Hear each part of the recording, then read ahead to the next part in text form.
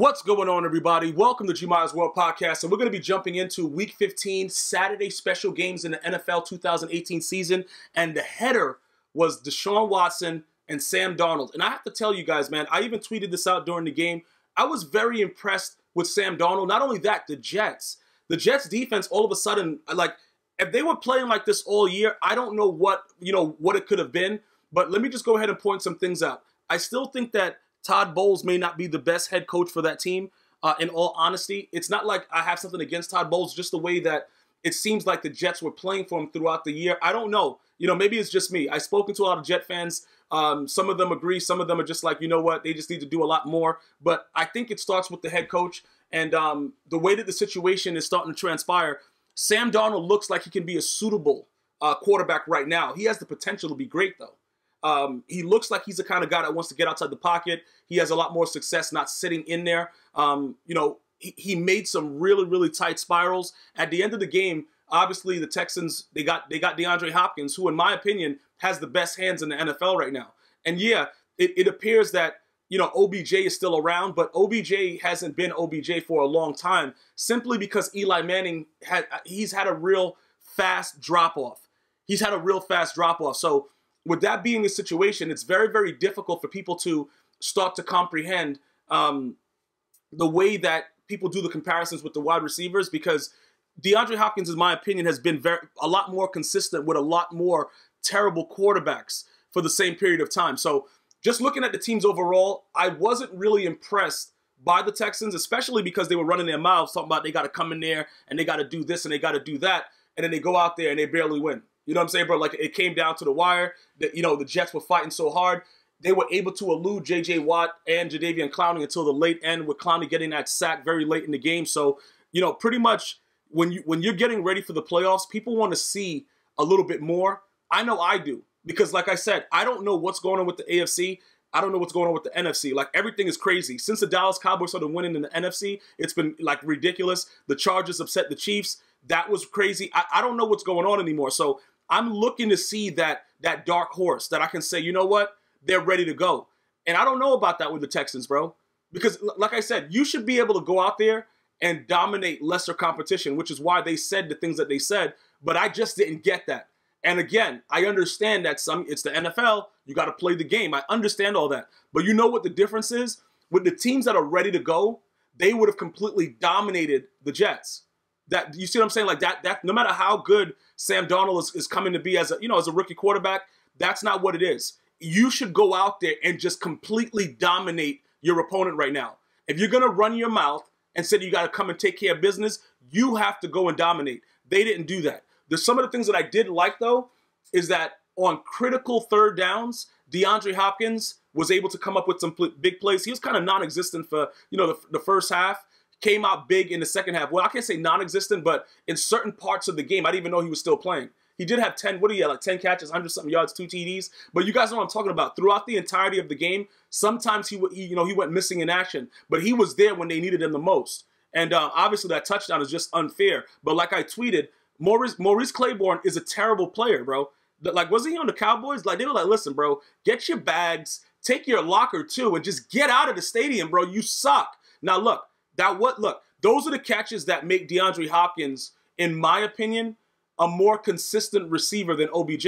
OBJ is about spectacular, glamour, prior to the game, making wild catches, a lot of weird things like that. But this dude, DeAndre Hopkins, he really knows how to go out there and put on a show while being, while winning the game.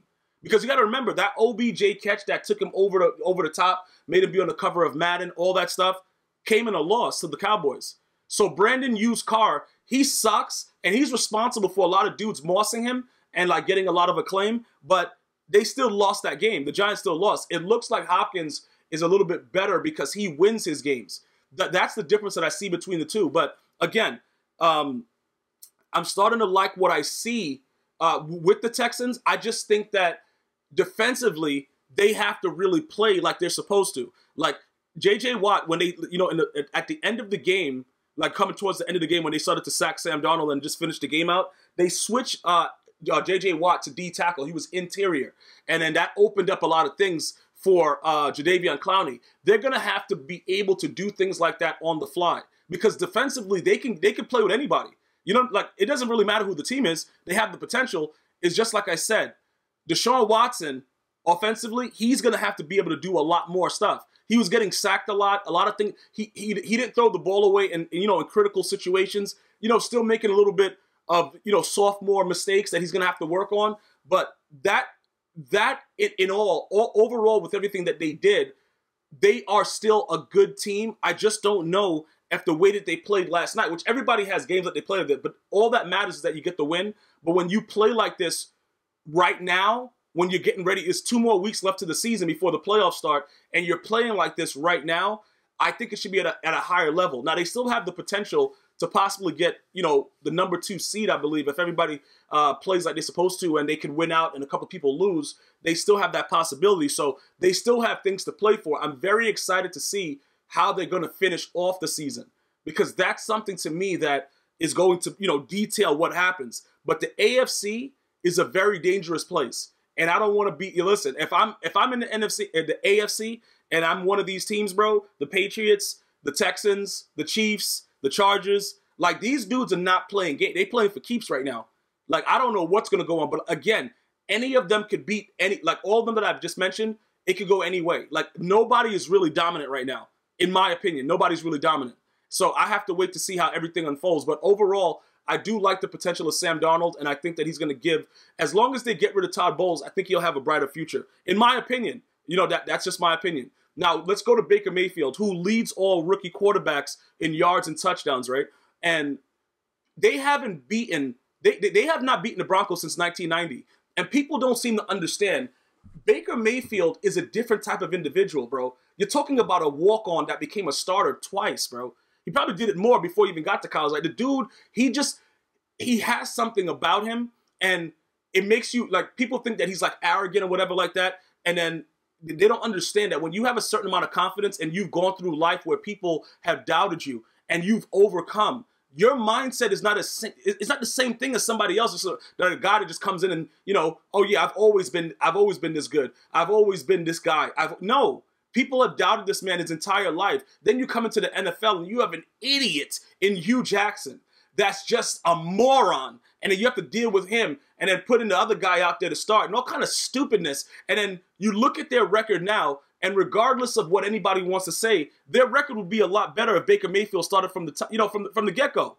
I understand Tyrod Taylor was there and all that stuff like that. I don't care about that, bro. I care about winning as a coach. And I don't know if it was people that were above Hugh Jackson that made the call, but we know from Hugh Jackson's record with the Browns, he was a horrific football coach. Horrific, like scary. Jason Freddy Krueger type scary. So those are the things that we have to understand.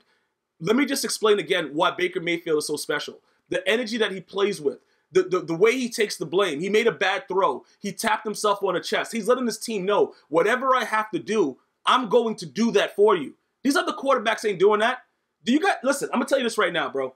When I watch this man play, regardless if he throws a pick, whatever he does, you can look at his demeanor and you see the way his teammates rally around him. When you're playing a team sport like this and your teammates defensively and offensively feel that way about you, you got a bright future, bro. People don't seem to understand that. That's why Tom Brady's been so successful, because both sides of the ball loves him. So they do whatever they can to help him. That's Tom Brady. That's what's in Tom Brady. This isn't Baker Mayfield. People are still mad at him. Oh, bro, he could have handled it different with Hugh Jackson. I don't care about Hugh Jackson. He came for a hug. He shook his hand and he said what he felt. All these reporters, oh yeah, bro, yeah, be honest with me. He's honest with you and everybody's mad at him. Oh, you shouldn't be doing that. Oh, watch this. No. You betray me. I don't care about your problems, bro. Yeah, you got fired. You went to the Bengals, whatever, but you are a terrible coach. You embarrassed him on Hard Knocks, and you deserve what comes to you, bro. I don't even know how he got a job that fast. Like, that's just all foolishness. How did he get a job that fast? He's been a terrible coach, and you get a job that fast? Like, what is even going on in the NFL? Regardless of the situation, Baker Mayfield pulled out the win. First win with the Browns versus the Broncos since 1990. If you guys don't believe in Baker Mayfield yet, I got a lot to tell you, bro. Next year, it's going to be on and popping like a Chris Brown song. Because when he starts from the beginning and he has that training camp and everything like that, it's going to be unbelievable. Thank you guys so much for watching. I'll see you next time. One love.